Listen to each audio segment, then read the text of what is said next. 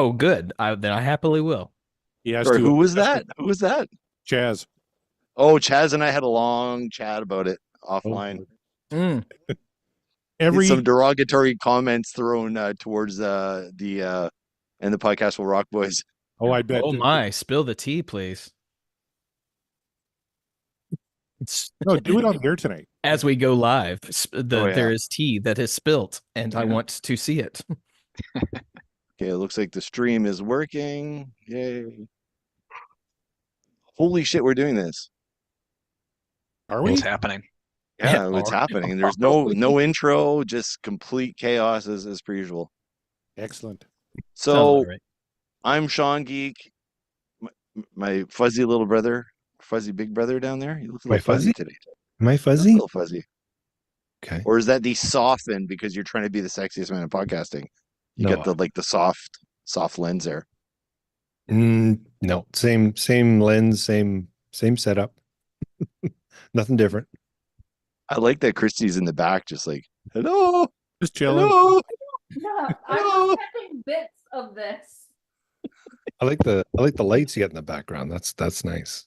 That's cool. It's Christmas all year round at Mark's house. Yeah. I mean, we like to keep it vibey, and these particular lights are a vibe. Perfect. Setting my share screen. Hey, we're live, I know, but I'm setting my share screen windows here.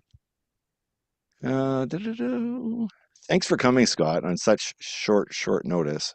Sure thing. Appreciate that. Yeah. I'm just gonna do it right now. All right, I'm gonna share a screen, guys. Share my screen too. I'm not the guru that Mr. Morissette is, that's for sure. Well, I mean, who can be? There are a few who are. Yeah. Very few. I apologize. Here we go. Optimize for stereo. Perfect. You guys seeing the screen here? I am. I'm seeing. I A saw couple you. times.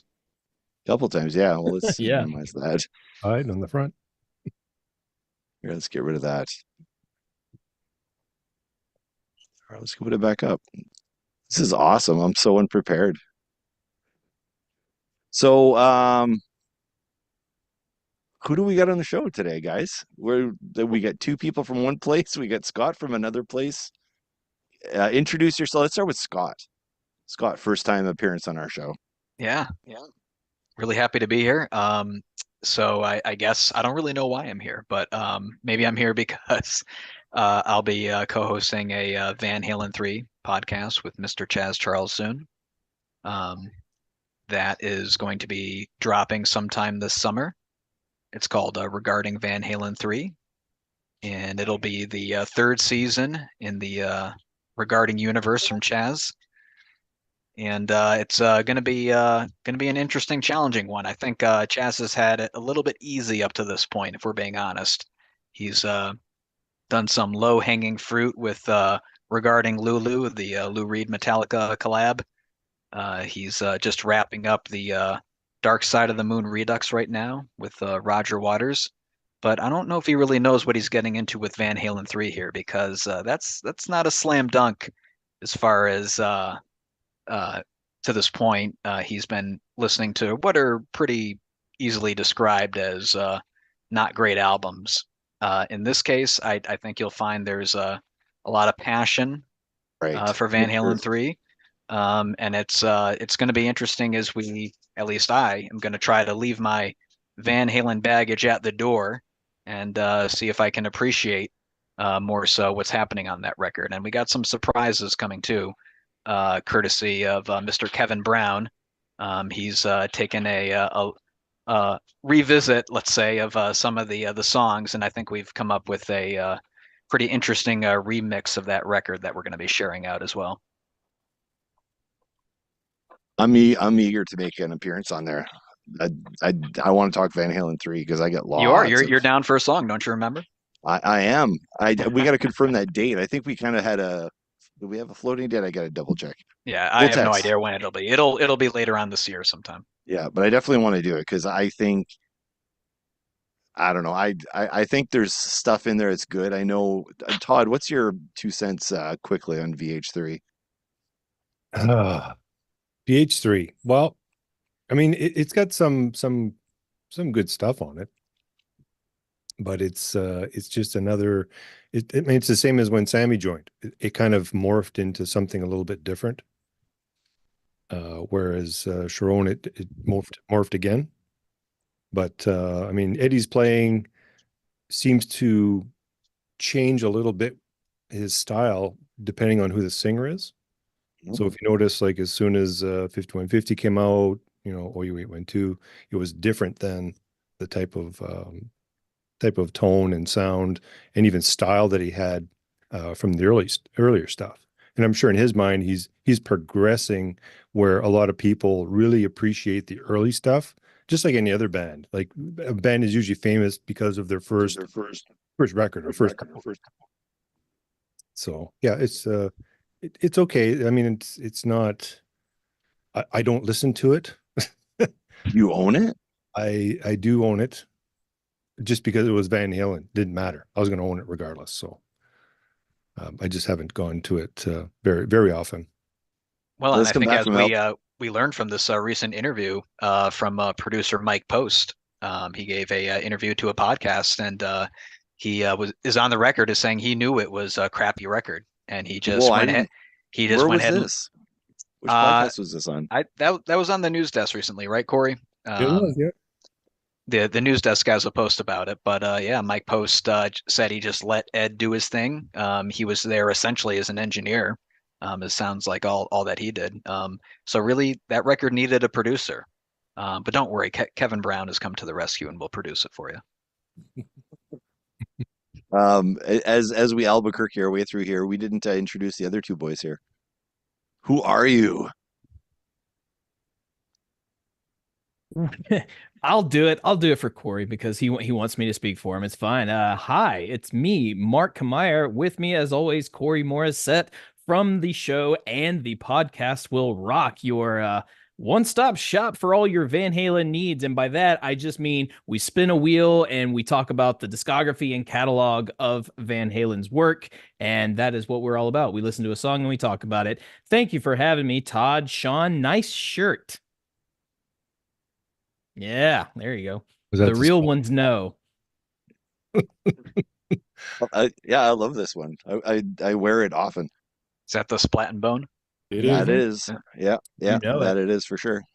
So the reason I wanted to, so I was trying to find the right reason to bring Corey and Mark back. And I had a million ideas. Like I've got a million, like you guys could come back every week. I would have an idea every week. But I wanted to have something special to tie in with tonight's episode. And in typical Sean Geek and Fast Red podcast style, it has nothing to do with tonight's episode, but it has to at least do with the band. So at least, we're kind of on brand a little bit there. So something that, and Todd can help me out here, but do you guys, I don't know how old everybody is here, but I don't know if anybody was there with Van Halen pre 5150 or not. Everyone raise hands if you were there before 5150. Barely. I was 1984. Yeah, Todd and I were 1984 as well. So going back in history, when Van Halen puts out 1984, our world is blowing up. We're like, holy shit, this Van Halen band, what a great debut album. And then we're like, wait, this isn't a debut album. So Todd went back in the catalog, started buying everything. We got acquainted with old Van Halen, and we're all excited. Oh my God, there'll be another Van Halen album. It'll be awesome. And then the word that spread through, all the Circus magazine and all those rags was that Van Halen, they might be breaking up. You don't know what's going on. Dave's got a solo career. So, for the people that were there for 1984, it's like, yay, finally there's a band for us. And they're done. So there was this big frustration when 5150 came out, before 5150 came out. And when it came out, we were so fucking excited. But also at the same time, and in and around the same time, David Lee Roth releases Eat 'Em and Smile. And it's like, okay. Yeah, they're trying to one up each other. They're both putting out incredibly strong records in and around the same time. And as a Van Halen fan, it was like, this is pretty fucking cool. But which one is better? And I've often done rankings comparing one album to the other, and depending on the, which week it is, sometimes 5150 wins, sometimes Eat 'Em and Smile wins. But I really wanted to, drive down like Jericho does on his show when he does the album clashes or whatever, where he's comparing track by track, one album to the other album, which is what I wanted to do. And I figured with these, all of these knuckleheads in the room, we could probably come up with a good ranking to figure out which is the best album this week. So are you guys ready for this? I feel like this is such an unfair battle though, because we're comparing two albums that are just, I don't know, man. Like I feel like it's not gonna go the way everyone thinks it's gonna go. I'm really curious because I was talking to Chaz Mataz, and I also was talking to Heath McCoy, and he actually submitted he submitted some votes for this as well. And then I asked Eric Sench too, and he gave me a complete different set of votes that have nothing to do with what we're doing tonight. So I don't know if I can use those. That sounds on brand. Oh, kidding. And he was like, when he found out that's what we were doing, he's like, I don't know if I could clear my schedule. I want to make it on the show. And it's like, don't worry about it. It's fine. It's fine. But I wonder if he's listening in his car just like last time. But anyway, so we're going to go track by track. I'm going to queue up something to listen to these albums on. And because Todd doesn't know song titles, as we've clearly established many times in the past. He just knows the riff, because Todd can play every single riff, every single Van Halen riff. Before you do that, Sean, I just want to set the record straight on something. All right. So during your show on OU 812, you made a lot of great points. But I gotta say, I think you unfairly maligned someone on this call here. You said Mr. Corey Morissette hates the song Pleasure Dome. I don't hate the song. Point of fact, if you go back and look at that episode, he gave it a thumbs up. Barely, though, wasn't it? Barely? Well, Sammy tries to ruin that track. As an instrumental, it's brilliant. It's great. I love listening to it on right here, right now. The way it was meant to be. Sammy's just fucking awful on that song, though. I didn't think it was that bad. I won't deny that. I won't deny that at all. Yeah, I upvoted Pleasure Dome. Am I the Sammy apologist in the room this Always. time? I think you might have some company, Mark. Oh yeah. That would be nice. Because usually I'm the Sammy apologist, so I like Sammy. that's become apparently my brand, that I'm anti Roth, which of course I say that every week, right? I'm anti Roth. Yeah. Anti-Roth sounds like a salve you can put on to fix things. If only we could fix David Lee Roth with it. Oh my Right? God. A Hagar lotion for David Lee Roth. Sounds like a good movie. Exactly. Just a scene in a movie doing that exact action with that music playing in the background. Did you actually put that on your freaking board? Of course I do. I got more. He's got the whole damn song so that he can reference it specifically. How do you get the cherries on the banana? Like, how do you get the beans on the frame? Oh my That's God. a question to ask that only grown-ups can answer. She put the cream in my coffee. There, that's it. I only got those two. Well, yeah, The important good one. enough. I want to queue up the one thing I do with my kids all the time. It drives them absolutely nuts, and they hate that I do this. Is Skyscraper? I'll tip my hand here. Skyscraper is my favorite David Lee Roth solo album for nostalgic reasons. I I do love Edom. Well, I don't want to tip my hand on Edom and Smile yet, but Skyscraper, there's a song on it called Hot Dog and a Shake. I don't know if anyone remembers that particular one, but there's a line in it where Dave, the line says, "Kiss me quick, I'm double parked." I use that with my kids all the time. Like when I'm putting them to bed, me and mom are going to be playing video games and it's like, "Kiss me quick, I'm double parked." And they're like, "What does that even mean?" So lame, Dad. No, that's cool, Dad. I got to shout out. You got a couple of guys lurking in your chat here. Tom Armbruster and Josh chatting in the chat.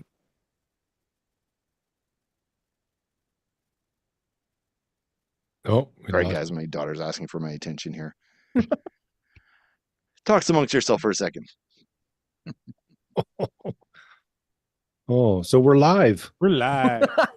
We're live, and the host has deserted us. So it's our show now. This is Just wait until the For Unlawful show when I really get deep into the who's whiskey. the host? Sean McGinnity was supposed to be the host, and he just went off frame, my dear. Oh, there So Oh, he's coming back. not this one. We host the next one. We host the next one. Yeah, Sorry Yeah. about that. it's a doubleheader. Someone wants to Amity's play The back. Sims. Oh, I was about to Let's do hijack your that. show, Sean. You should have. I tried. All Todd, right, we let's have get it, though. Todd. No, wait, Todd, you came to my defense. Todd just let it happen. He's Yeah, I like, wouldn't what? go that far. He didn't come to your defense. No. No, oh, damn it. All right, so let's get this going here. So I did a little pretty Morissette style Excel sheet here. Oh, fancy.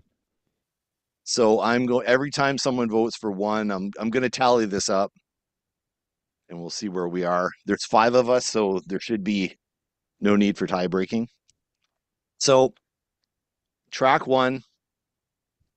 Should we start with 5150 or should we start with Edom and Smile? Which one came out first?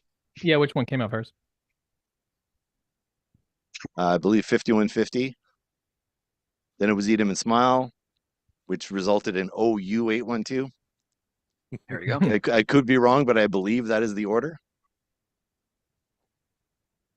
Is that So you correct? got your answer. You're correct. Yeah. Yeah, there we go. So 5150. I think everyone's a fan. I think everyone's a fan of these 2 albums. Is that accurate? Yes, that is accurate on my part. Yeah. Yep. Love 'em both. Definitely. Well, I haven't done a deep dive into Edom and Smile in quite some time, but I enjoy what I know of it. What you know of 5150? No, Edom and Smile. Oh, okay. Wait, so you're not versed in Edom and Smile. Oh, a little, but not like really? incredibly Okay. versed. Well, remember, that'll he's be- a Dave hater. Oh, right. Remember, I'm anti-Roth, so Yeah, don't forget that. that's what I say every week. Every week, you know this, Sean. I say it every week on my Yes, show. I know. I do. I listen every week. There All right, should so be. We need a Dave So, hater shirt. I'm going to do a share screen here so we can actually, because Todd may or may not remember the song, so I will have it ready for him. Can you guys see? Hey, look, I'm going old school. What the hell is this thing? Media Can you guys see player. this? Windows Media Player. Windows Media Player, Granddad. Legacy. It's that was legacy, Winamp. man. Remember Winamp? Anybody still use this thing? No, Can we use MS Paint to total up the scores? Hurry up! I want to play a game of solitaire. Well, you know what? We started using on our Metal Shop show. We started trying to go a bit retro with things that we use for the show because the show is the joke is that the show is stuck in the 1990s. Mm-hmm. So that's kind of what we're doing there. I don't know. There we go. So let's start with. Is everybody familiar with Good Enough? I've heard it once or twice. Should we play a little bit of a teaser of it here? Maybe. We're gonna do it. Doing it anyway. Here we go. Hello, baby.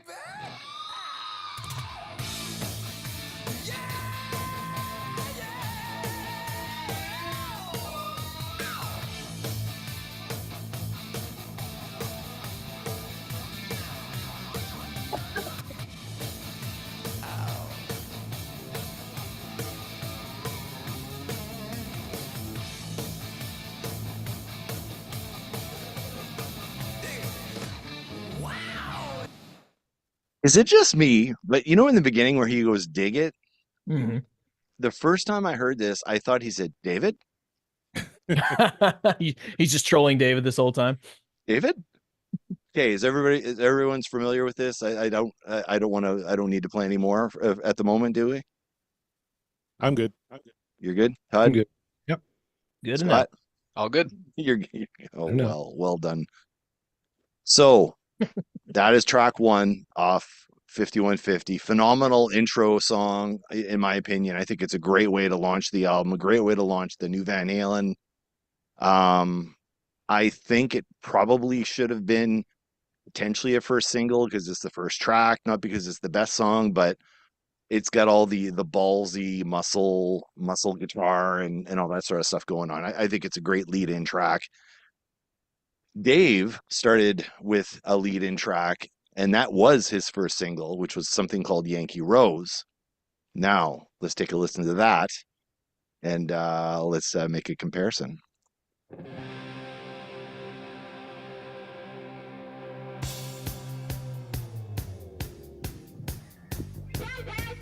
What? Well, let me roll up onto the sidewalk and take a look. Yes. Whoa! She's beautiful. I'm talking about a Yankee Rose. And she looks wild. Wild. Wild. Are you ready for the new sensation? Well, here's a shot put round the world. All you bathroom boys salute when her flag unfolds. Well, guess who's back in circulation? Now, I don't know what you may have heard, but what I need right now is the original Good Time Go. Nowhere in that song does Dave say, Sammy. Nope. That's what Vi was saying on the guitar. Sammy. He Wow. says what, but no. Yeah, Sammy. Kind of sounds like Dave wishes Eddie was there though, with that call and response. Oh Kinda God, yeah, does. big time. So, are you guys familiar with the music video for Yankee Rose? I wasn't until very recently. As some of you know, I do tribute shows in Nashville. One of our friends performed Yankee Rose on stage. Nice. He gave us his best David Lee Roth we could have ever asked for. It was amazing. I did not record it, but somewhere out there it's there. Shout out to Barry Donegan. But after that performance, I had to look up if there was a video because I didn't know, and I found it. And yes, I'm aware of it. So, Dave being completely appropriate as he always is in that video, with a lot of questionable things in the beginning of that video, but I think so. 5150 comes out. Dave's like, I got to put something together. Apparently, this album was put together, fairly quickly, and came out. And I need a bombastic video. Like I'm the guy who did all the videos from 1984. Like I got to come out of the gate with something hilarious, something crazy, a performance video. While Van Halen didn't release any official videos for 5150, Dave came out swinging with the lead track music video that's pretty badass. Showcasing his new band, and his band ain't slackers, that's for sure. That's a pretty strong opening salvo for any kind of album release as well. Where do you guys rank these two? Which one is the better opening track? Let's start with Scott. Boy, it's a tough one. They're both very strong. Dave is in his element. He's got the charisma. He's doing his howls. Music wise, it's trying to keep on par with what we heard from Van Halen. But I got to give a slight edge to Good Enough. I think Sammy comes out swinging right out of the gate here. It's an incredible opening to the album, and like you said, to the Sammy era too. He lets us know that he has arrived. I think, and this will be a reoccurring theme for me throughout 5150, but I mean, I think Sammy is at the height of his powers here, in terms of vocally and lyrically at times too. Eddie sounds amazing. We got the classic Mike harmonies that elevate it. For me, I got to give a slight edge to Good Enough. Some Mr. Morissette. It was a close one for me too. Yeah, you have the openings. I prefer the Hello Baby to the little talking guitar with this. It's almost kind of cartoonish with Steve Vai and David Lee Roth at the beginning there, but I went back and forth all day, like which one am I going to go with? But I think it's really just kind of the singability of the chorus that I give the edge to Yankee Rose. Like, it's a great opening track, and for our American friends, a little patriotic too. Coast to coast, sea to shining sea, all that kind of stuff. He really kind of went all out on that first track. And I think Yankee Rose is my favorite on Eat 'Em and Smile. And I think it just edges out Good Enough. Not that Good Enough is bad. I really enjoyed that track too. But I don't know. The chorus to me just really kind of elevates Yankee Rose. So I'm giving my vote to that. Mr. Mark? I mean, you guys know how I feel about Sammy, and 5150's like absolutely great. But it might surprise you that I too had a very difficult time weighing these two songs, and I didn't think I would. But then, yeah, just the time it took, and this might be my most controversial of the picks so far, right off the gate. I'm giving this one to Yankee Rose because I think Good Enough is the better song. It's the better written song. Structurally speaking, and obviously you got the Van Halen brothers on this side, so that never hurts. It always helps. However, the question was, what's the better intro? And just like everything Corey said, the edge has to go to Yankee Rose, if nothing else, but because the chorus is so catchy. It's Dave sounding like a lot better than he probably has any business sounding, especially after the release of 1984, and what a banger of an album that was. And he does, I mean, they both fire on all cylinders right off the gate. It's true, but in Yankee Rose, you get the Dave isms that you want. You get them like right off the bat, him talking to just the spoken word portion of it all, and just Dave being, oh my God, just before he started scatting, of course. But yeah, it just in sheer terms of repeatability and things of that nature, I got to give the edge, as Corey said, to Yankee Rose. I'm going to jump in the chat here for a sec. I was like, oh yeah, we got a chat. Hey, this is kind of cool. So let's see what people are saying over there. See, Josh Michael said cartoonish, which is probably what Dave wanted. Yeah, I can agree with that. Yeah. Some guy named here we go. Hey, Scott Everett's there. Yankee Rose. Oh, nice.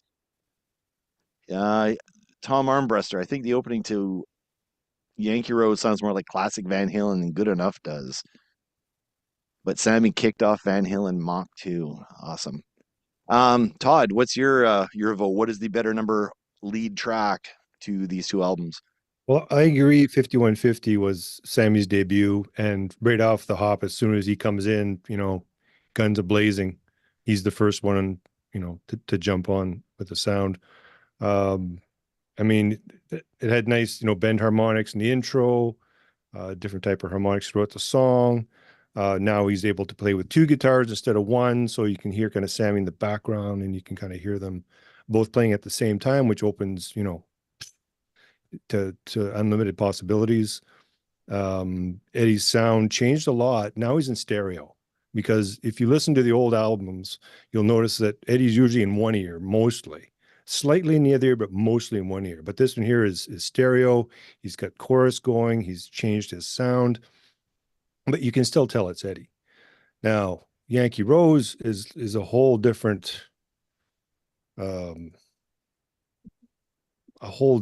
of wax. I mean, Vai comes out on his debut, so now he's talking with his guitar. So if Steve Vai could talk, that's what he would sound like, because everything articulates through his fingers, just like if he was saying a poem or something. Like just the way that he that he plays. But like you said, with Dave, with his signature screams and stuff, that to me is more of the classic Van Halen sound. Whereas 5150 came out, it changed a lot to the point where when I first heard it, it was okay, this voice sounds different. That's Eddie's playing, but now it's in stereo and it's a different style again. So my vote for this one is actually also Yankee Rose. I would say that Rose. for me. All right.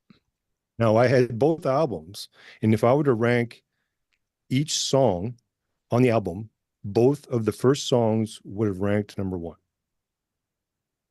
But I still pick Yankee Rose. Wow.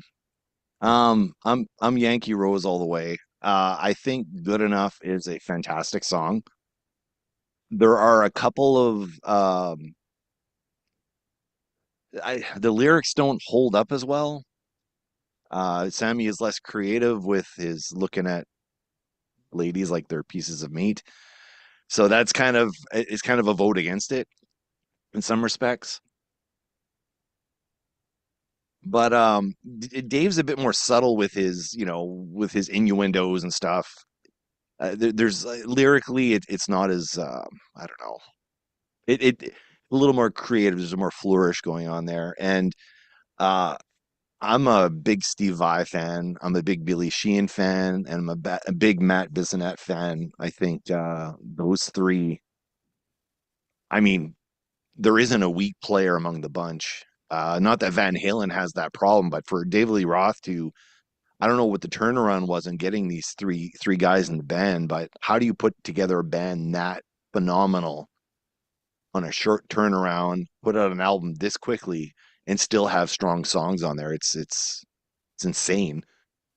Yeah, so Yankee Rose for this for me. So that gives track one. Track one goes to Eat 'em and Smile. Eat 'em and Smile now has one vote. Spooky. Do you guys like that little background going on? I don't know if you guys can see that or not. Mr. Put Furman. that there for I put that there for Corey. Thank you. I'm putting this here for the other fans of the other person there. That bitch Anne Murray too. Boy, did Chaz go off on her? Holy shitballs! It's pretty crazy. He's in a massive solidarity with us. So I thank him for that, and Mom thanks him too. I think I sent Mom the picture. Chaz went to a record shop, flipped open was perusing through the records. There was an Anne Murray record, and he sent me a picture of giving Anne the middle finger, and sent me a picture from the record shop. Fucking great. Oh, just trolling Anne Murray as you do, Chaz. Trolling like he does. I don't. Is he in the chat? Chaz, are you in the chat? No, it doesn't look like he is. Anyway, okay, let's get to track two. Track two. Let's go back to 5150. Now, this was I think this was like the lead single. There was no video, but I think they released a clip from Live Without a Net, Funicello, and they released like that live footage clip, and that was sort of like the video for it. Do you guys remember this? Mhm. So I know a lot of people like this song in this room, so let's just take a quick snippet of Why Can't This Be Love?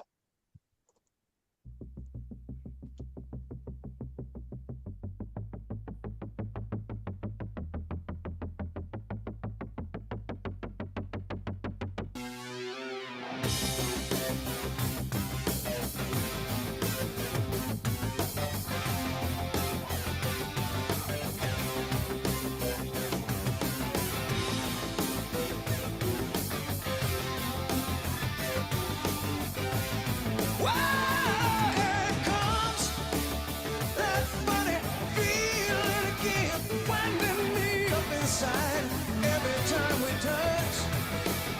Hey, I don't know. Tell me where to begin, 'cause I never ever felt so much.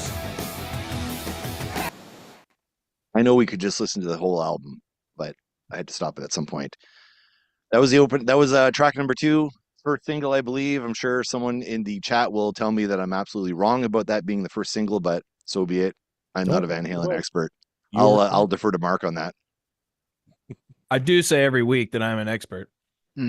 Scott Monroe did finish above both of us in the Van Halen trivia, so let's ask him. Yeah, yeah. Sounds Got right it. to me. Sounds right to me. Hey, I like that. I like that. So that was the opening track to 50, or sorry, the second track to 5150. The second track to Eat 'Em and Smile was the only track on there that was penned exclusively by Billy Sheehan. So this is a Billy Sheehan song. I think Todd and I talked about this one before, about this song at length before. I'm gonna guess where Todd stands on this, but let's take a listen to Shy Boy by David Lee Roth.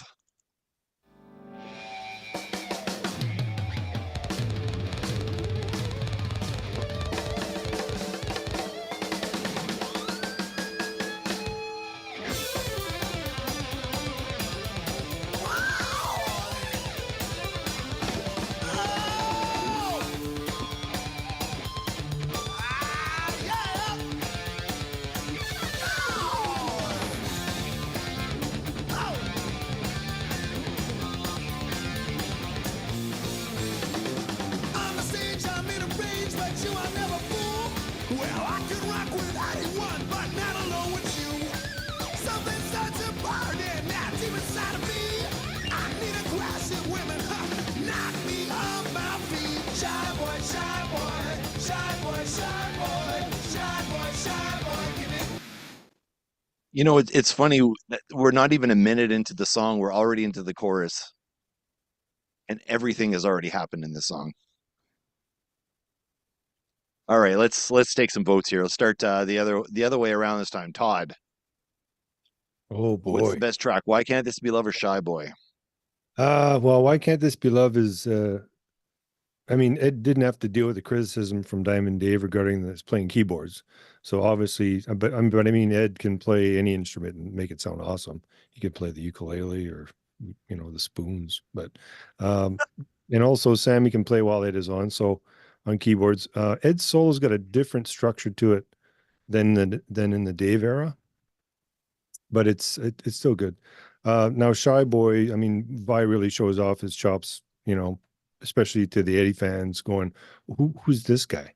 I mean, the bass and I mean, Billy Sheehan and Vi together, playing, they're just like machine gunning together, like note for note, but still flavorful because, I mean, some people can play fast just to be able to play flashy and fast. But I mean, as you know, Vi is so emotional when he plays that it's just not for the speed. There's a lot of flavor to it. So, and this one actually, if I were to rank Why Can't This Be Love on 5150 album, that was my 8th pick. When it comes to this album, it's Shy Boy, I put as number 5. So for me, Shy Boy wins this one out also.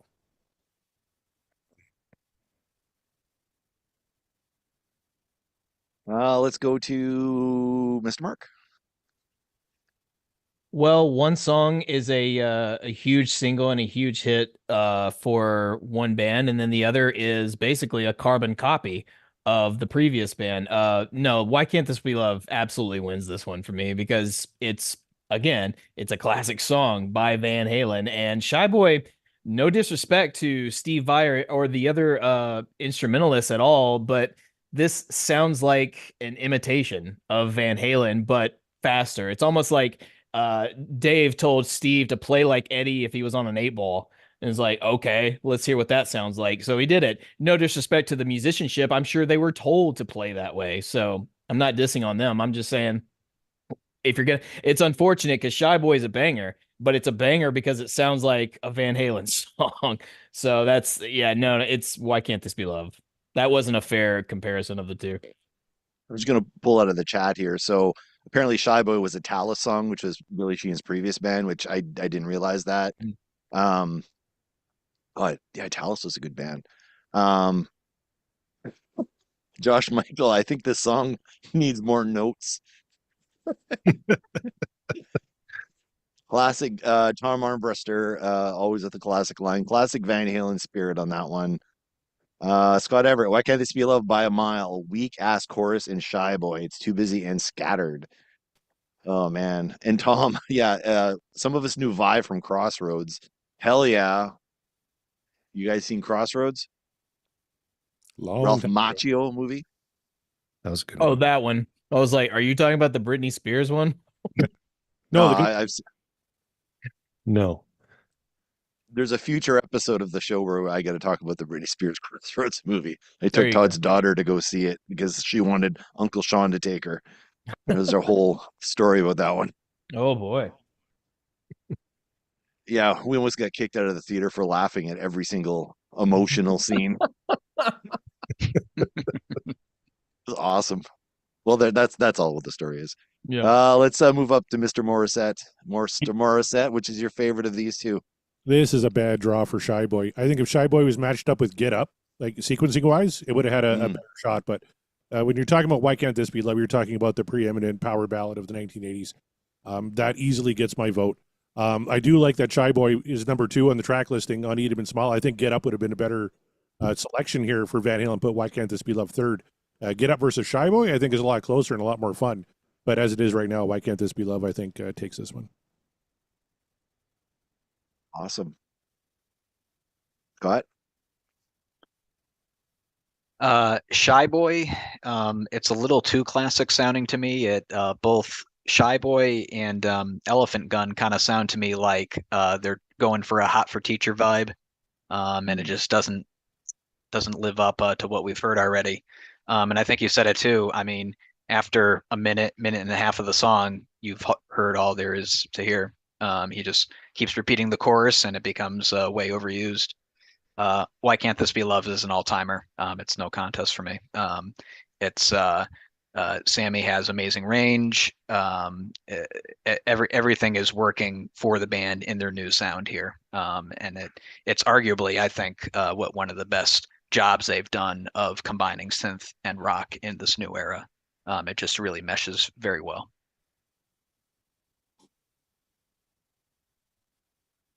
All right. This is what I'm marking Shy Boy. This when Todd, the first time I stole this cassette from Todd, this was my favorite track on the album. Hands down favorite track on the album. When I stole 5150 from Todd, that's when I got really good at learning how to fast forward a cassette and getting to the next track. I did not like it. I didn't like Why Can't This Be Love when it came. I do like it a lot now, and it's actually possibly one of my favorite tracks. But I think for pure nostalgia, Shy Boy like really hits it for me. I like the Vi and Sheehan just working off each other, like just imitating what each other's playing, and Bissonette just rocks on this song. And I could be wrong, but I think when I was eavesdropping on Todd's door as he was listening to this and learning guitar parts and stuff, I'm pretty sure he said, "Fuck, what the fuck is that guy doing?" Trying to learn this song. I believe I might be paraphrasing a little bit.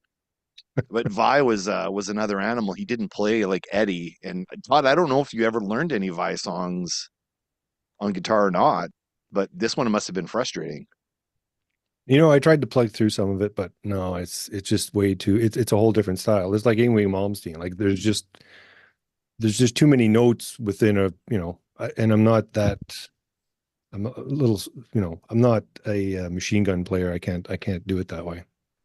By the way, it's not Yngwie Malmsteen. It's Yngwie fucking Malmsteen. Oh yeah, sorry. You got to get that right. I know he believes you got to pronounce it that way.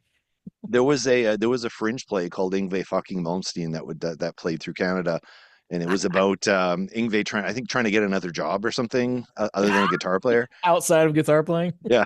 It's Oh pretty my fucking God. awesome. That sounds like It's like on a YouTube. Kids in the Hall skit. Oh, totally. It's on YouTube. It's awesome. It's hilarious. All right, let's get to track 3 of both albums. Go back to 5150. As Mr. Morissette was nice to point out. Oh, I like the point you made, Corey.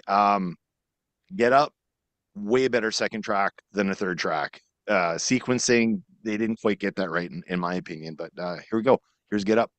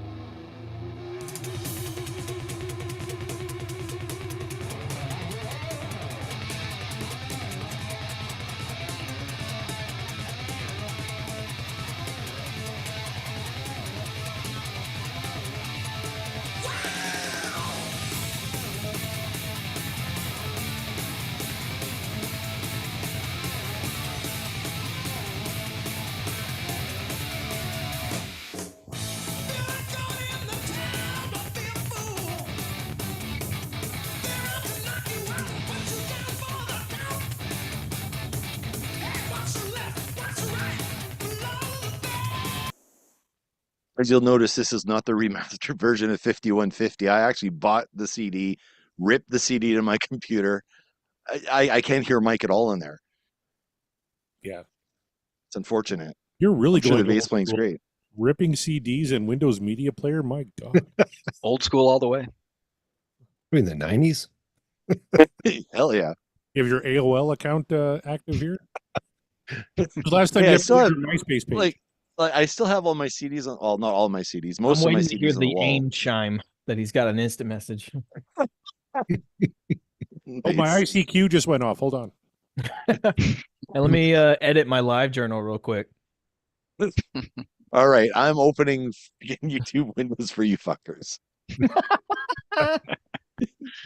Asshole. Oh God. Okay, well let's get to I will switch after this one, but the I'm sorry. You guys fucking got me. The third track on David Lee Roth's album is I'm Easy, which is a cover. Here we go.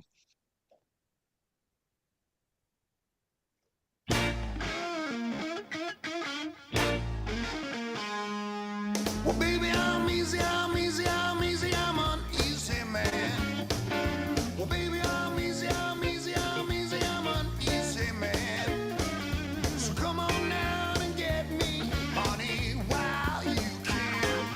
Available, available, available, I am free, I am. Available, available, available, I am free, I am. Well, I just can't help myself, I am yours to have. Come get me, baby, get me while I'm hot. Hurry, hurry, baby, you can have a... Hey. I just feel like snapping my fingers to that one. All right. Let's start in the middle of the pack. Mr. M. Come on. Get Up's a fucking banger. Like, Van Halen just went to the David Lee Roth band on Shy Boy and said, "This is how it's done," and just dripping with stank. And put some stank on it. Get Up just fucking rules. And then you played the song that was popular when Windows Media Player came out and ICQ and MySpace and all that garbage. And it's a decent enough swing cover, but it doesn't compare at all. This is Get Up all day, every day. All right. I can't. Yeah, okay. Okay. That was probably my favorite response of the night. Todd, let's go to Todd. Get Up. I'm not sure if he's playing a Steinberg, but it sounds like all the strings are in tune, whether he's dive bombing or not. But once the song starts to go, it's almost like a song that you could run with.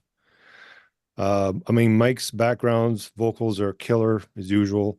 I mean, Eddie, I mean, you didn't hear it in that part, but Eddie does on his solo some really, this famous two-hand tapping. Really, really good tune. I'm Easy.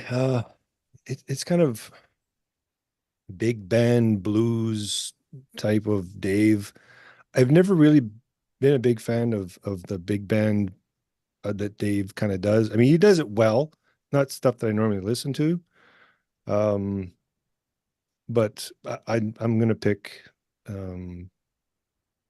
Get Up all the way. Mark? Get out. It's Get Up. And why are we even having this conversation? No. Okay, fine. I'll give you. First of all, I agree with you. Get Up should have been track 2, not 3. That's like a huge shift. But I'm Easy should not have followed Shy Boy at all. Like I'm Easy should have been the secret track you have to listen for, or at the very end. I don't know. You just like that. It's just such a dramatic shift. I'm not a fan of it. Also, putting that song up against Get Up was just a huge mistake on on I'm Easy's part. So it's Get Up. It's Get Up. Come on.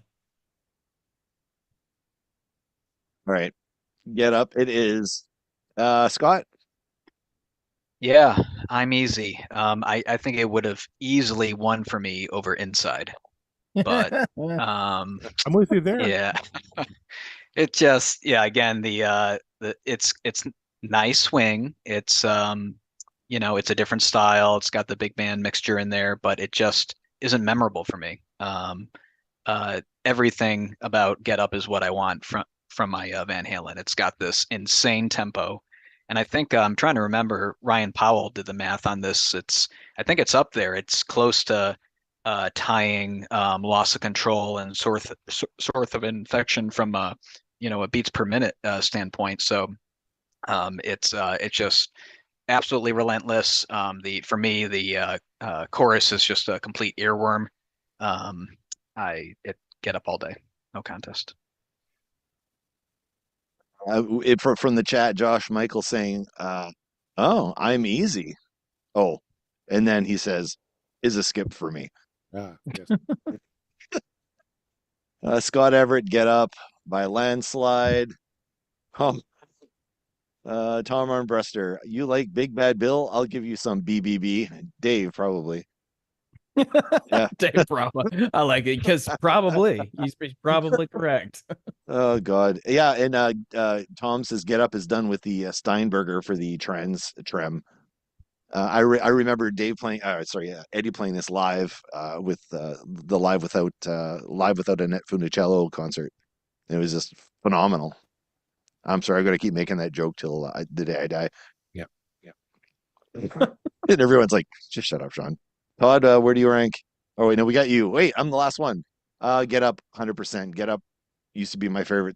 Like, it used to be my top track off 5150. It was the Shy Boy of 5150 for me. It's the one I went to right away. It's the one I listened to right away. It's the one that almost made me stop playing drums because fuck you, Alex Van Halen, for being so fucking good. It's just phenomenal. Even though he's playing an electronic kit on here, or a partial electronic kit, or whatever the hell his setup was, it's still you can still hear Alex through the electronics of it, and it's just fucking masterful. Anything that showcases Alex is a win for me. All right, let's go to track 4. Dreams.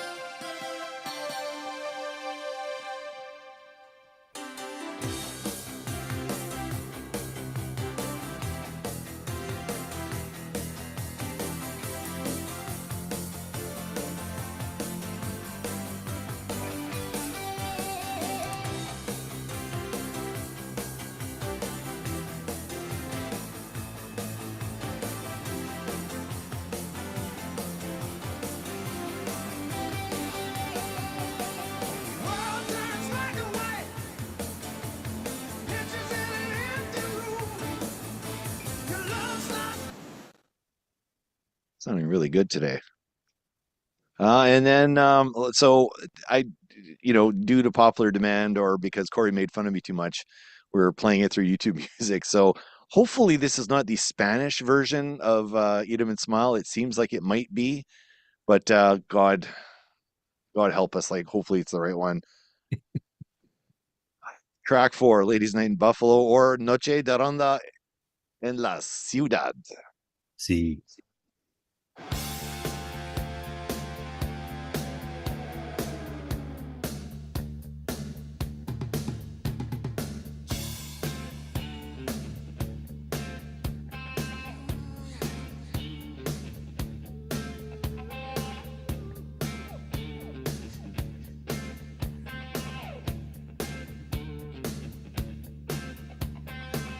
Talk about the high cost of loving.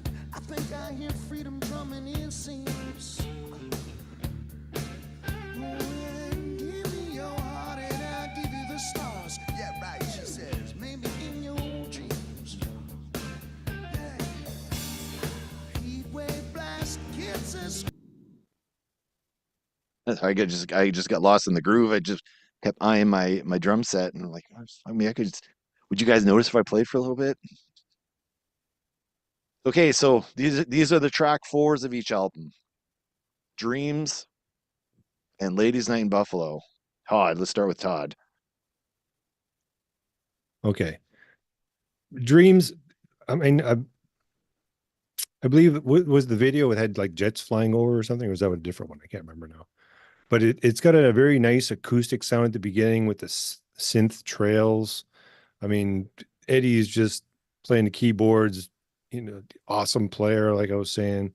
This is when I think of 5150, I think if you were to say what album would be most likely a pop album that would have a lot of radio play, would be this one, just because of the keyboards and how melodic it is.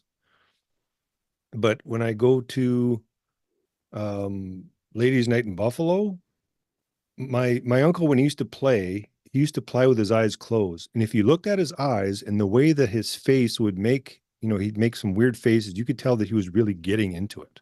You brought up with Stank Face. Yeah, like this and Ladies Night in Buffalo. I mean, I love this song, very melodic but very catchy. The solo has a lot of feel to it. The whole song. So I'm going to pick Ladies Night in Buffalo for this one. Let's go with Scott Everett. Monroe, you mean? Oh my God! Too Sorry. many Scots. We do have a lot of Scots in Yeah. our spheres. We do. Now Scott's going to say something in the chat. The other Yeah. Scott. He's gonna say, oh wait, Chaz Charles is here. I knew he was going to There take he on is. this one. It's on now. This song is a killer.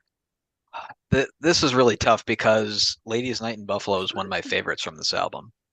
I love the groove. It's such a 2 a.m. vibe. It really captures that late night feeling. And yeah, you do want to make that, kind of stank face as you go along with it. But it's just not fair up against Dreams. Dreams is an all-timer. I think for me, when you look at 5150, it's there's so many heavy hitters here at the start of the album. And to me, Eat 'em and Smile has a lot of really solid tracks, but they just don't reach that all-timer status for me. I gotta go Dreams. Sammy's range is absolutely incredible. Incredible, very memorable solo by Eddie. I just can't in good conscience put it above Ladies Night in Buffalo. Let's go to Mr. Kmeyer.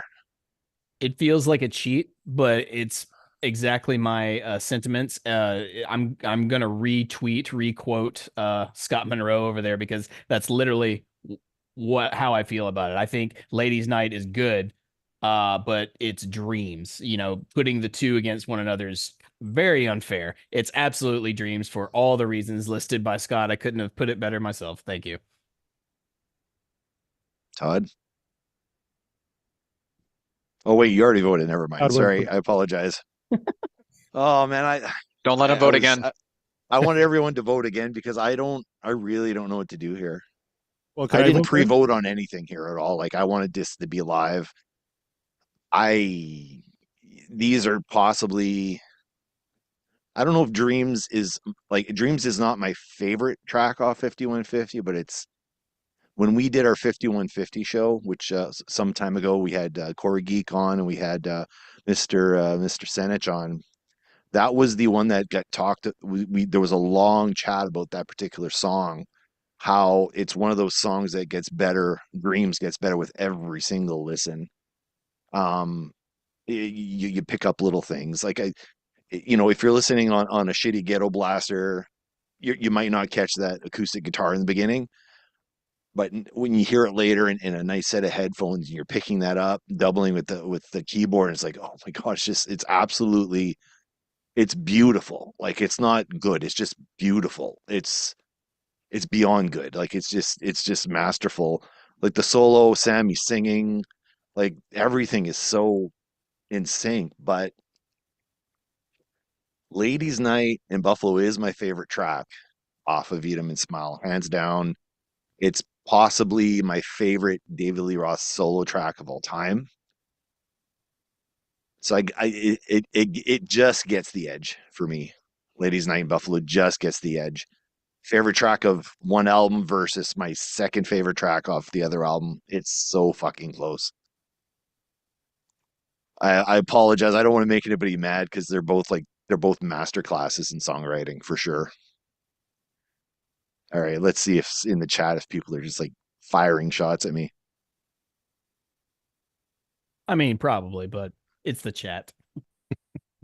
I could maybe vote while you're checking the chat. Oh wait, shit. Yeah, wait, you didn't vote. Okay, let's go. I got to break the tie because you guys, the beginning are two for Ladies Night and the. Yep. Oh yeah. So I got to tell you, first of all, I love Ladies Night in Buffalo. It is dripping with stank. Are you Tony Stank? It's one of my all-time favorite David Lee Roth songs, but going up against Dreams, I agree with Scott and with Mark. You got to go Dreams. This is like top tier Sammy Hagar with Van Halen, lyrically, vocally. The song is constructed perfectly. Very, very close for me, but I'm giving the edge to Dreams. Now I understand this is like a reworking of Ladies Night in Plentywood. Is that accurate? Oh, you couldn't fucking handle a Ladies Night in Plentywood, my friend. Well, have they heard the Dick in the Dirt remix with it? No, I haven't heard that yet. I gotta. Is that in Discord? Did somebody put that in Discord? Because I gotta go listen to that right away. It's in the trivia show. Oh man, I haven't listened to the trivia show yet. It's still Friday. Oh, okay. All right. Let's go to track 5. Track 5. Oh my God, this is gonna be. This is not going to be easy. Here we go. Track 5, 5150 is Summer Nights.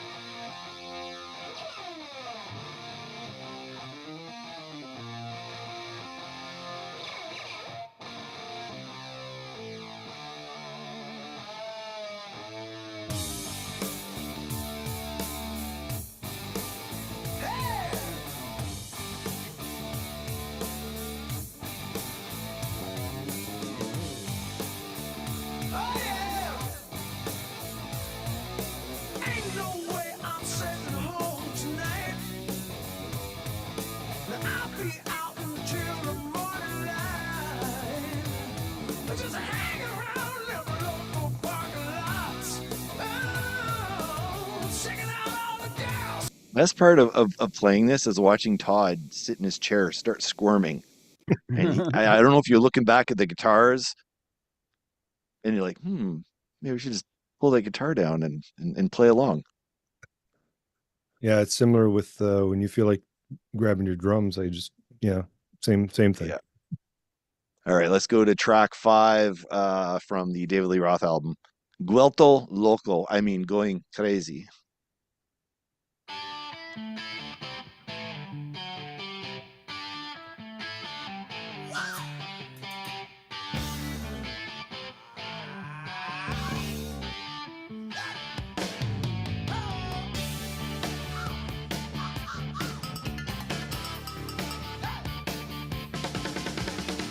Well, here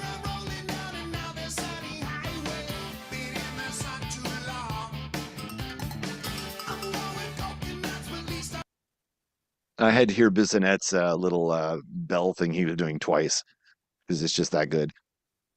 All right, Mr. Monroe, let's start with you. Best Going track 5. Going Crazy sounds to me like maybe what Van Halen would have sounded like if they had stuck with Dave post 1984. It's got the synth in it. It kind of seems like a continuation of where they were with him. And it's good. I like it. It's very solid. But again, I think I'm a broken record here. It's going up against another, for me, all-timer, Summer Nights. It's a pretty easy call. Amazing playing by Eddie on Summer Nights. One of his better solos on the album. For me, Summer Nights has got such a summer vibe to it as well. So it's really, it's got just so much appeal because of what it evokes. I have to go with Summer Nights, even though I do like Going Crazy. Bud? I totally agree. Summer Nights, I picked that one. I mean, it's a nice, the intro has a nice stereo chorus type of intro. He's definitely using a Steinberg for sure. I think I remember seeing him playing that on Live Without a Net. So the trans trim, he had that all set up nice. The Sammy era makes Eddie play in a different style, but very, very, very good. Going Crazy, it's a great song. I remember hearing it in Spanish. Loco, loco. Yeah. Yep. Very, very, very good song. It was kind of a toss-up between these two, but I have to go with Summer Nights on this one. All right, Mr. Morissette. Yeah, it's Summer Nights. I agree with everything Todd and Scott just said. Really like Going Crazy. One of the better tracks on the album, but it's up against tough competition with Summer Nights. Both myself and the McGinnity Boys come from barren, frozen wastelands, so I can just imagine what it's like to actually, kick off your shoes and enjoy the rays of the sun, because we usually don't get that here. We had another snowstorm. It's April. We had a snowstorm here like 2 days ago. Corey, did you take off your winter tires? No, I'm not stupid. You don't take off your winter tires until that 1 week in July where you're actually going to get summer. So many people took their winter tires off like 2 weeks ago, and all of a sudden, just skating rink. I saw quite a few accidents today. Yeah, Just like phenomenal. Just stupid prairie weather. Yeah. Give me Summer Nights in my radio. Yeah. Mr. Kamire. First of all, winter tires, like that's like a whole thing. I mean, it makes sense logically, but you guys have to do that every season? Yep. Well, Good there is something called an God. all-weather tire, but Yeah. But that sounds awful. And I hope good on you, Corey, for not changing out of your winter tires, because good Lord, another winter storm. No, thank you. it's a old wives' tale that if you change your winter tires to your summer tires, it's going to snow like right away. That's Wow. just the way it goes. Well, if that be the case, then there's a lot of your fellow countrymen that owe you apologies so for bringing the bad karma down upon you. But as far as this goes, Going Crazy just has the unfortunate mishap of going against a much better song in Summer Nights. So it's just, it's Summer Nights. I echo everything the panel has said so far. I'm Summer Nights as well. It's just there was 2 songs off this album that Todd played relentlessly at live shows, at every practice with his band Overload. It was the song that pretty much like made me like 5150 as an album. It was this song, or it was Todd playing this song, which Eddie's awesome, but I mean, just super fun to watch your brother learn this song and play it, and then actually play it on stage. I don't know. It's got too many memories locked to it that I could vote anything against the song. So we're halfway through.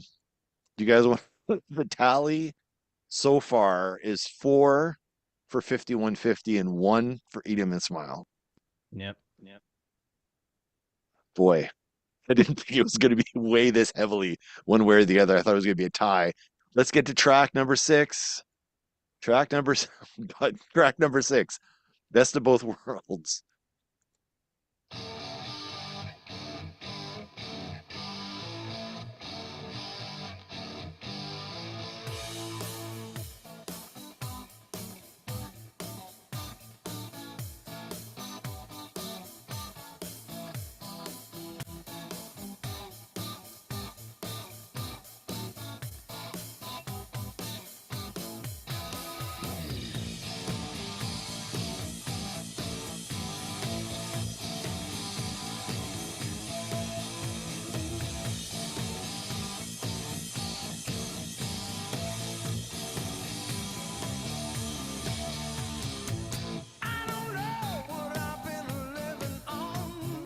Okay, how many of you are doing the same choreography from the Live Without Annette concert? How can you not do the march? All right, let's go to track number 6 off Eat 'em and Smile, Tobacco Road.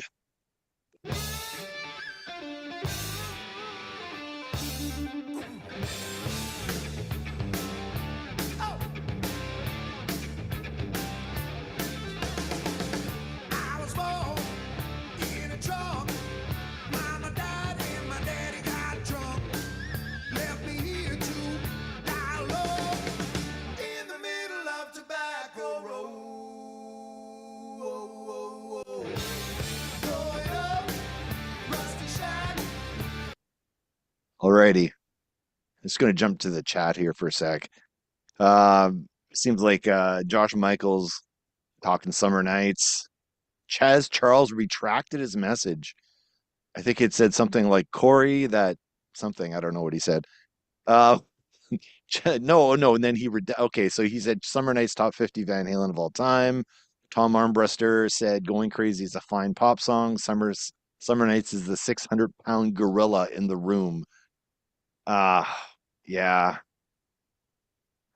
All right. So let's go to track number 6. Let's start off. I'm going to start off. I haven't started off yet. I love the hell out of Tobacco Road, but it can't hold a candle to Best of Both Worlds. Again, these were the 2 tracks that Todd used to play with his band. I can't ever vote anything against either one of those songs. So it's Best of Both Worlds for me. Todd? Yes. But I mean, to me, it was almost a wash. It was like they're both almost as equally as good, but Best of Both Worlds. I mean, it's my best 5150 song. Best of Both Worlds. I mean, just the sound of it, the groove, and everything. Tobacco Road has got its own, rock and groove to it. But yeah, Best of Both Worlds on this one. Before we move on to the next person, whose version of Tobacco Road is better? David Lee Roth or Eileen Gould? Our mom. Tobacco Remember, Road. Todd? You don't remember Mom singing Tobacco Road? No. Oh, God damn. Do we have it recorded somewhere? No, I just remember seeing her play it. Oh, And all I say is that if she had performed this song, David Lee Roth would have never put it out. We'll leave it at that. All right, next vote in the room. Let's go to Corey. I mean, with apologies to John Loudermilk, I'm with Todd. Best of Both Worlds is my favorite song on this record, and it's top 10 Van Halen for me.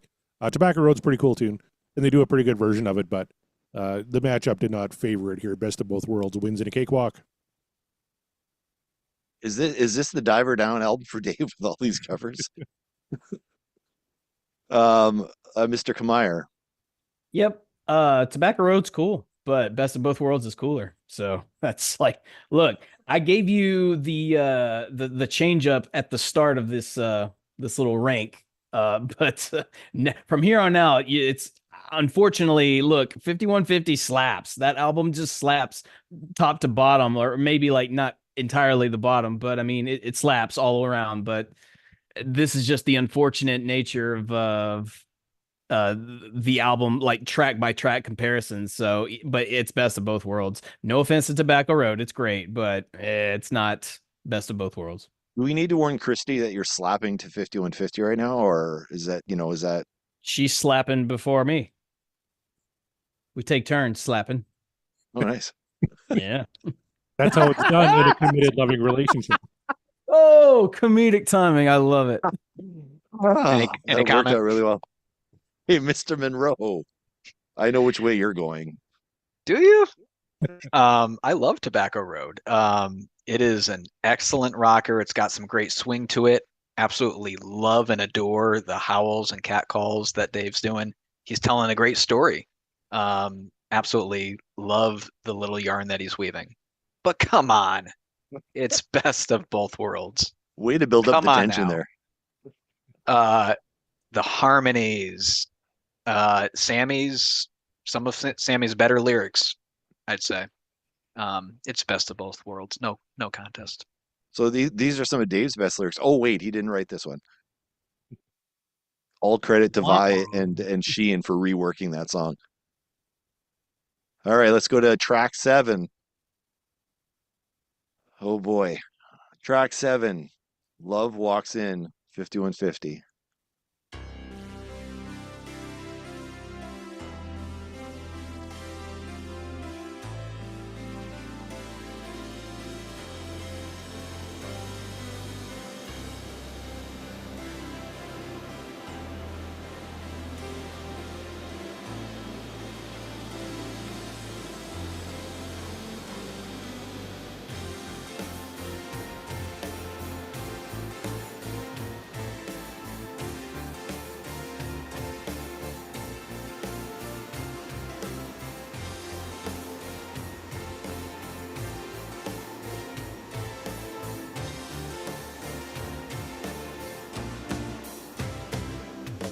Contact is all it takes to change your life, to lose your place in time.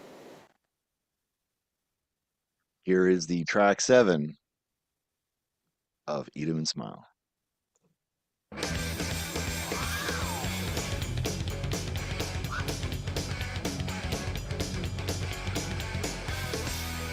Every other inch of you looks like a lady. So don't get caught here in the city at night. And if you wanna take a chance and go gun crazy, I'll sell protection for a prize. Wow! We'll call it love or call it murder. This ain't the crime of the century. No! Don't point that thing at me. All right. Let's go Mr. Monroe. I really liked Hot for Teach. I mean, Elephant Gun.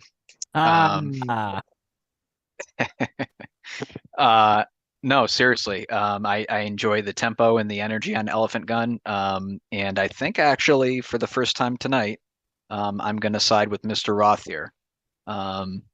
Nothing against Sammy's incredible lyrics about being abducted by aliens. The ballad just doesn't do it for me. And it's never been one of my favorites. So when in doubt, I'm going with the rocker here. Elephant Right. Gun. Todd? I'm going to say Elephant Gun. Love Walks In. It's a major synth song. It's great if you want to sit back, put your headphones on, and chill.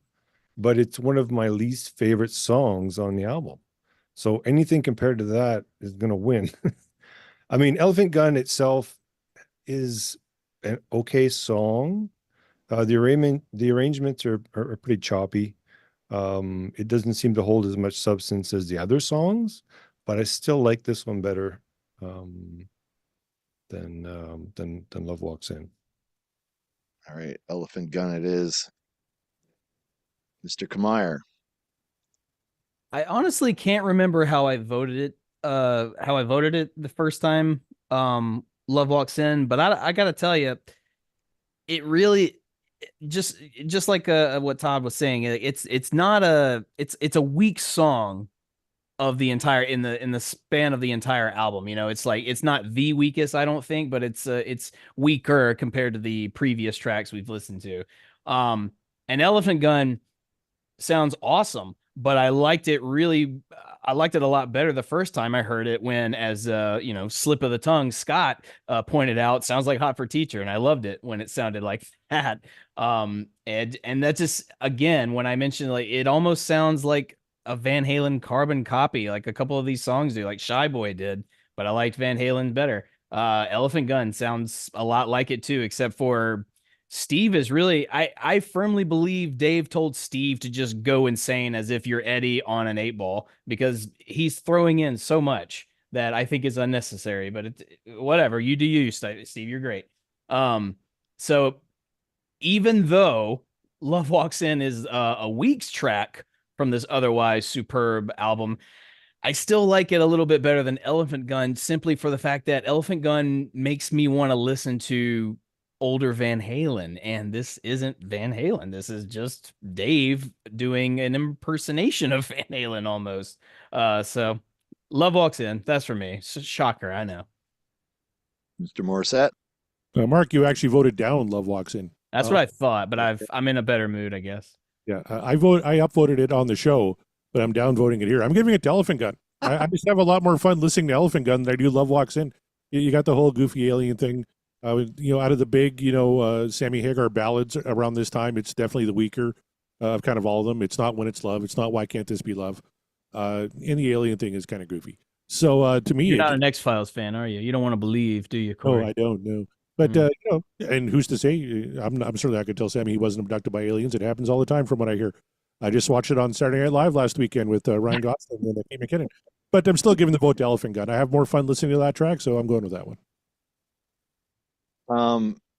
Todd and I were recently on the Petty Tom Petty podcast, and there was a Tom Petty song that was that terrified me, and I don't know if anyone heard that, but I have for people who sell their bodies for crack, those people terrify me. It is a big phobia I have, that and killer clowns. But now, thanks to Corey, I'm going to blame Corey for this. When you guys did the Love Walks In episode, and you guys went off, you guys turned off to Albuquerque and never came back from it with this whole anal probing thing. And Scott, if you could really change your background, I'm like terrified of that fucking thing behind you. Sure, I'll see what I can do. Alien probes are fucking terrifying. Thanks, Sammy, for making me hate a Van Halen song. I actually don't listen to that song anymore. So that's thanks to Corey Morissette for actually bringing out the how horrific this song is. A song about anal probes. And then changing the lyrics and making them be directly related to every aspect of the probe. That is probably the most memorable poor you guys Sean. did. You see what you I've got did? nightmares forever for You it. shattered the illusion. So there's no way I'm less terrified of elephants. So Elephant Gun wins. I do love Elephant Gun as a song. I think it's fucking phenomenal. It's great. Yeah, it sounds like old Van Halen, but I like old Van Halen. I love Bissonette on this album. Bissonette is the star for me. He's my favorite player off this album. I'm a drummer. What do you expect? And I think people don't talk about him enough, and I think they should, because he is so pitch perfect on this album. If it makes you feel any better, Sean, you're more likely, statistically speaking, to be shot with an elephant gun than you are to be anally probed by aliens. Unless you're in Saskatchewan, I hear the alien abductions are pretty high in Saskatchewan. You know what? I forgot who I was talking to. It might What do you be think fair happened game. to Kevin Brown? He got anally probed and suddenly has That a British explains a accent. lot. Yeah. Yeah, Right? yeah. Weekly. You guys are Yeah. well, you're in uncharted territory up in the Great White North. So good luck to you. Yep. All right, let's go to track 8. 5150. It's 5150.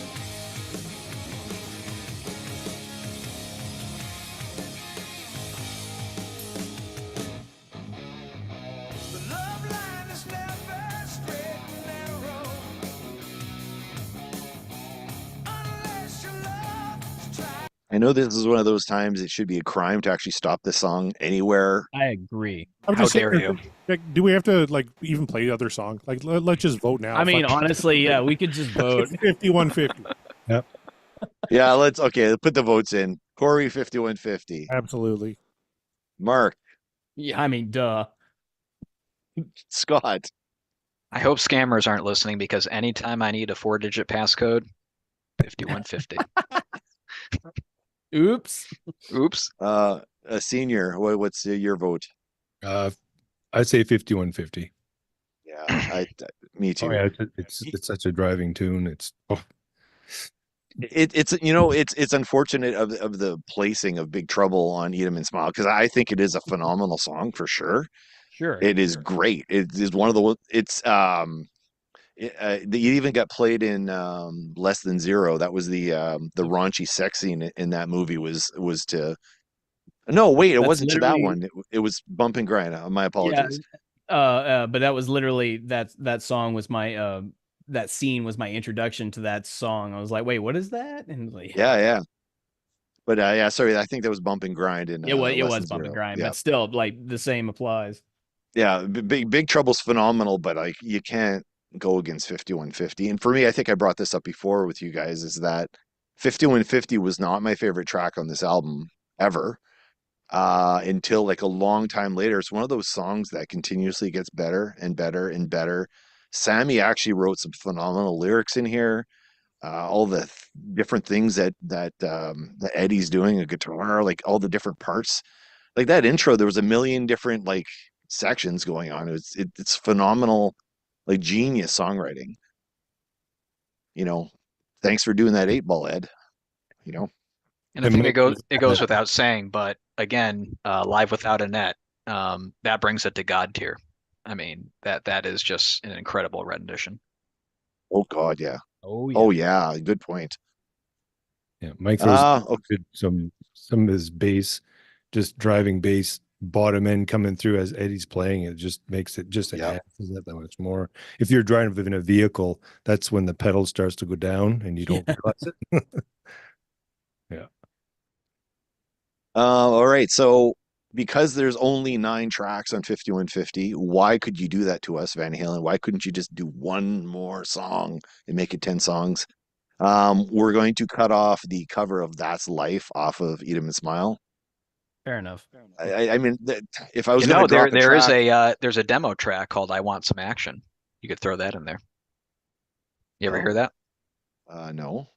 I Want Some Action. It's an unfinished demo from the 5150 sessions. So not to be confused with I Want Action by Poison, right? You're not like mixing up your bands here? Because I mean, the guitar playing of CC DeVille and Ed are pretty close. Very close, yeah. Oh, they're so close. I love that Van Halen song, Unskinny Bop. Good call. Yeah. All right. You know what? I think I'm going to take Scott up on that. Okay. So Look it up. All right. I'll open up a new one, so I don't want to lose my where I am here. You're No, not, you're not time playing is- double then. We can vote on the next one right now. Inside sucks. So Bump and Grind wins it in a fucking cakewalk. Yeah. Yeah, What's it called again, Scott? I Want Some Action. Tonight. Is that a poison tune, isn't it? There it is. Remains to be seen. Oh my God. Okay. Yeah. That'll be our track 10 versus track 10. Do we even need to listen to Inside? No, we don't. No, please no. We don't, unfortunately. Chaz likes Inside. I'm waiting for him to jump in. Jazz also doesn't like humans being, so disregard him. Exactly. Todd, can I assume your vote on? Well, let's listen to the song, the Dave song for a sec, because people might not like what's this song they're talking about? What's this Bump and Grind songs? So here it is.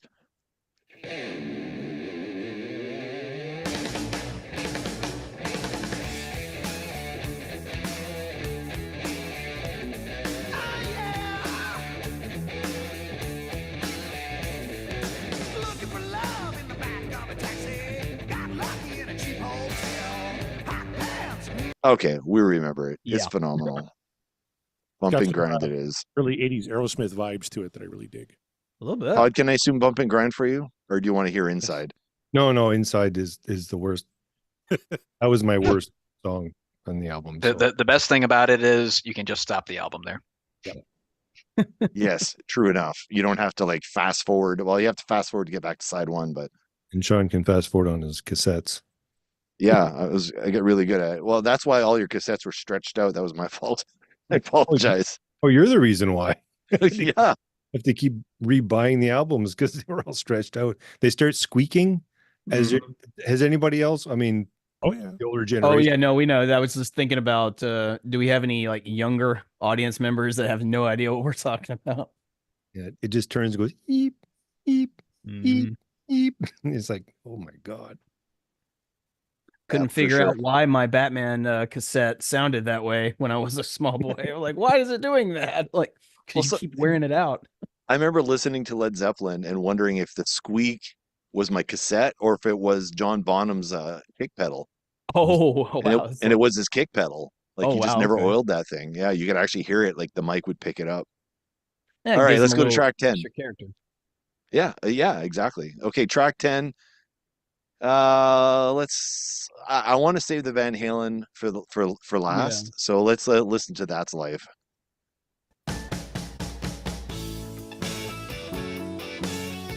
All right. Yeah.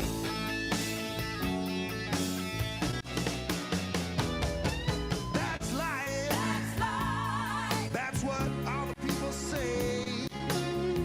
You're riding high on Monday, shot down in May. But I ain't never gonna change my tune. All right, Can we please hear the last 5 seconds though? of this song, sure. Yes, yes, please. The last 5 seconds. Oh, the last. Yeah, yeah, or 10 seconds or whatever. Or before Dave does a little zippity bop do at the end. Oh yes. Classic Dave. Myself didn't think it was worth one try. I just This is for rolled Kamayer. myself up in a big ball and fly.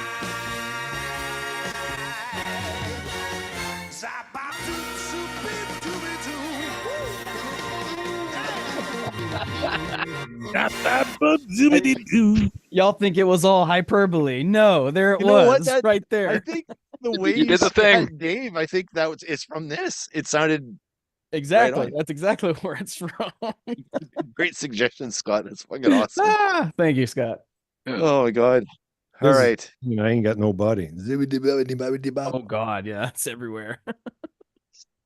All right. Let's go to Big Bang this Song track Jam. I've never heard before, I guess. Unreleased. apparently.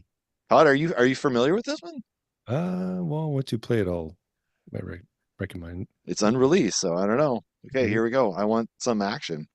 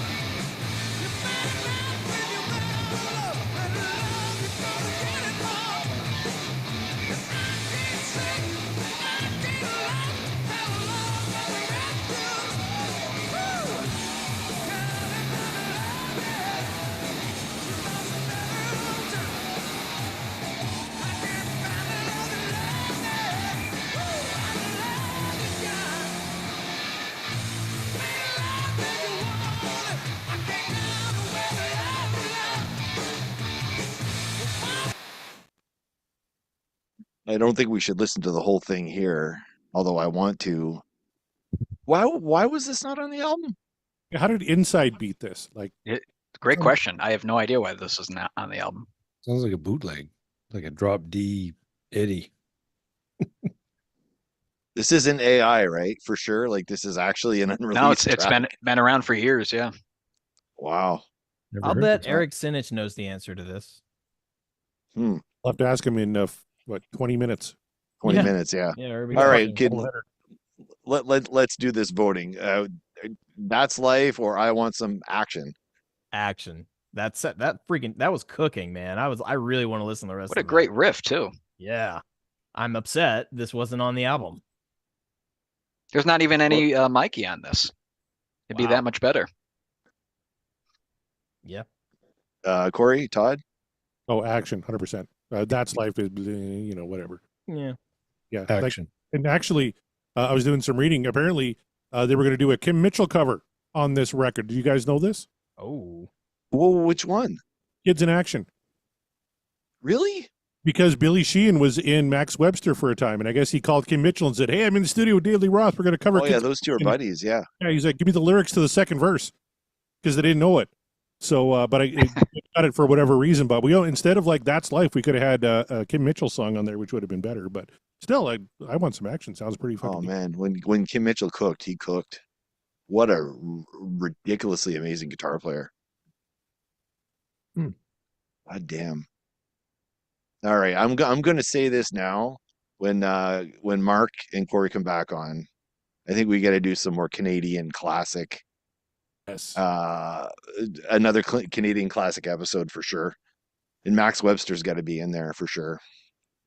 I think we played Max Webster last time, didn't we, Corey? I We played Max Webster and Go for Soda. Didn't we do that one too? think we might have, yeah. All right. Anyway, all right. Well, the last ranking album cover. Which one had the best album cover? Let's go back to 5150 so you can see it again. I think I vote 5150. Dave's seems very problematic to me. And also I'm just not a fan of just the up close face. I mean, on anybody as your album, even if it's like your solo, just the blank face up front. It's just whatever. So I'm going 5150. 5150. Todd? I'm going to go Eat 'em and Smile. It's just more colorful. It grabs you more. Scott? 5150. It's epic. All right. I am going. I like Eat 'em and Smile. I like that he got RuPaul to do the cover for him. That's just phenomenal. Oh wait, that's not RuPaul? No. They got the same cheekbones for sure. No. All right, anyway. I do a little bit. That one just. All right, well, Do I get to it's no vote? surprise. Corey. 51. Corey get to vote?